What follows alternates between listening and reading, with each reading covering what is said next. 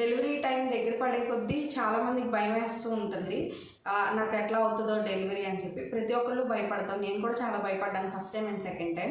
But ఏంటంటే ఒకటే మైండ్లో పెట్టుకోవాలి, మనం ఎన్ని చూసినా ఎన్ని అందరి నుంచి విన్నా కూడా తప్పకుండా ఇది డిఫికల్టే. కాకపోతే మన విల్ పవర్ ఉంటే ఖచ్చితంగా నార్మల్ డెలివరీ అవుతుంది.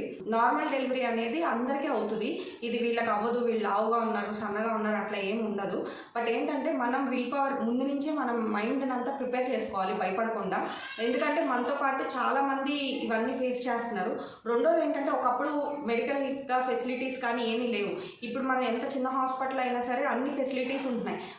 దానివల్ల మనం భయపడాల్సిన అవసరం లేదు. ఒకప్పుడు డెత్ రేట్ కూడా ఉండేది డెలివరీస్, కానీ ఇప్పుడు అసలు ఆ డెత్ రేట్ చాలా తగ్గిపోయింది కొన్ని కండిషన్స్లో తప్పింది. సో మీరు స్ట్రాంగ్గా నేను చేయగలను, నేను నార్మల్ డెలివరీ అవ్వగలను అని మీరు స్ట్రాంగ్గా మైండ్లో పెట్టుకోండి.